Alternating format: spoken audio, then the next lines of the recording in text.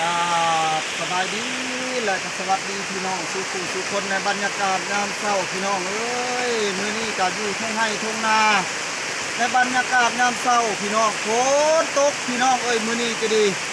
ไปเบิ่งไร่เบิ่งนาเบิ่งหัวเบิ่งสวนไปจอบเบิ่งไร่นาก่อนพี่น้องว่าน้ำหลายหรือน้ำน้อยพี่น้องไปเบิ่งนำกันพี่น้อง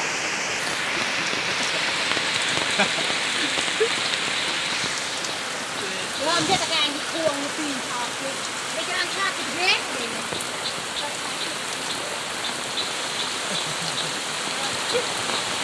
ไอพี่น้องฟ้าฝนตกหมดมือพี่น้องเลยคืนนี่ก็เบิดคืนตกแต่วันนี้มือนี่แห้งหนักหน่วงเบิ่งงัวควายไปเขาอยู่กินหญ้าก็กินบ่ได้พี่น้องอยู่ตลาดห่างเครื่องมือนี่บ่ได้ออกแต่พอกเลยพี่น้องเลยมันกินบ่ได้มือนี่ฝนตกเอาแท้เอาว่าพี่ลึกพี่ล่ำมาเบิ่งบรรยากาศบ้านไร่บ้านนาปีนี้พี่น้องเอ้ยตกเดือน7ยังบ่ทันฮอดเดือน8พี่น้องมาเบิ่งฝนตกฟ้าตกพี่น้องจักสิว่าแนวใด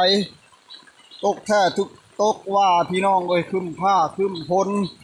มาเบิ่งน้ำเต็มทงไร่ทงนาพี่น้องบ่จักคันไร่คันนาลุไปเบิดพี่น้องเอ้ยมาเบิ่งทุกคนแบบนี้และชีวิตเศร้าให้เศร้าหน้าตื่นเศร้ามาบ่าวคำพงมื้อนี้ก็อยู่กับทงไห้ทงนาอยู่กับหัวกับสวนแต่เศร้าพี่น้องเอ้ยมาเบิ่งเข้าน้ำท่วมเบิดแล้วทุกคนโอ้ตัวเบิ่งกานี่ก็กำลังงามใกล้สิพอดำเลยพี่น้องอีกบ่ดนเป็นกาของบ่าวคำพงเองกำลังยาวพี่น้องเลย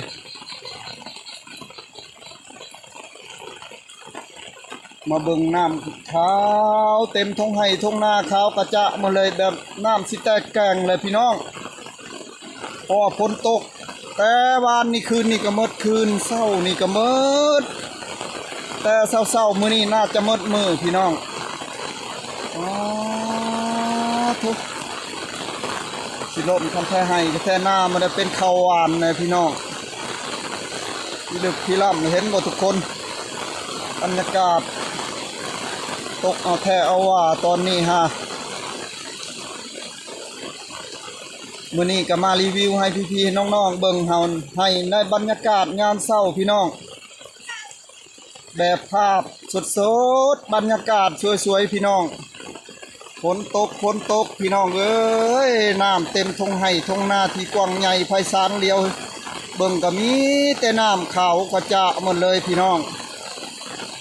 แต่ว่าน้ำห้วยก็เครื่องพังเลยเศร้านี่น่าจะแตกแกงเลยพี่น้องเอ้ยแต่ว่าปีนี้ก็โอ้ตกมาเดือน7ก็น้ำสิแตกแกงเลยพี่น้องพี่ดึกพี่ล่ำลีปีนี้ธรรมชาติแบบนี้แล้วพี่น้องเอ้ยบ้านนี้ก็จะพา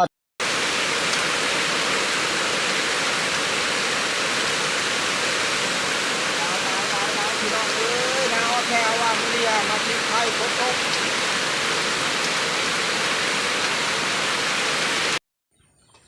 ฝนตกพี่น้องเอ้ยมืดมือมืดคืนนี้กาฝนตกพี่ลึกพี่ล่ำพี่น้องน้ำห้วยหลายมือนี่ก็ได้มาแต่ตึกสะดุ้งก็ได้ปลาซ้ำนี่ละพี่น้องมาปิ้งปูปิ้งปลาแบบบรรยากาศบ้านไห่บ้านนาเฮาอยู่ทงไห่ทงนาพี่น้อง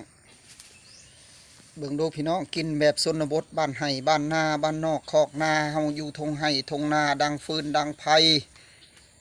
แบบธรรมชาติพี่น้องมาปิ้งปูปิ้งปลาก็บอกน้อยพี่น้องเอ้ยกับบ่มีหยังมากมายพี่น้องมาแต่หาปูหาปลาก็ได้ซ้ำนี่ละพี่น้องทางนี้กับปลาเสื่อมพี่น้อง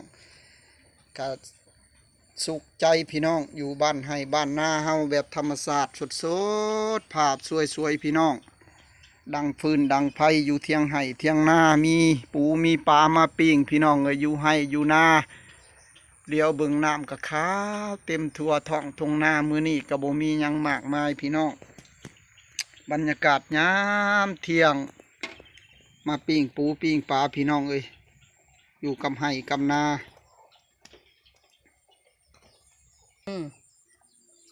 ปิ้งปลาพี่น้องมาที่ตึกสะดุ้งมื้อนี้ก็ได้ซ้ำนี้ละพี่น้องเอ้ยโอ้ยทรงเสื้อกระเปียกจนหมดแบบธรรมชาติพี่น้อง ปิ้งพอดีน้ำตาย่อยพี่น้องกระชุกไปเลยปิ้งหนึ่งทางนี้กันยังปลาเสื่อมมาปิ้งต่อพี่น้องเลยกำนี้กำลังตอนนี้กำลังหิวเข่าพี่น้องมาเบิ่งดูนี่กำลังปิ้งกระสุกแล้วมาทุกคนมากินข้าวกินปลากินข้าวกินน้ำนำกัน เอาเชื่อมาตัวเดียว ในบรรยากาศยามเที่ยงกับโบมีหยังมากมายพี่ ไก่ น้อง เชื่อ เชออ้าวไก่กับมันก็จะกินคือกันเห็ดอันใดพูนไปเลยทางนั้นเชอไผ่ก็บ่อยากลุกแล้วอยู่เทียงไห้เทียงนาฝนตกนี่ก็ดังยากไผ่นี่ก็ดีมันเป็นพื้นเปียกเบิ่งเสื่อมปลาเสื่อมเสือ มันจะมันจะเย็นนะ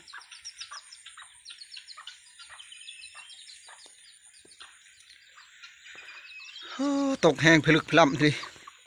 เต็มหมดแล้วน้ำแถวนี้ น้ำนนกระท่วมเลย นาโนนกระท่วมเลยปีนี้ เอาแต่หัวปีแท้ปีนี้ ตกเดือน7ฝนตกลงมาน้ำท่วมให้ท่วมนาแล้วทุกคนพระพลโสรธาคูมือเนี่ยกระโบเป็นใจเลยพี่น้อง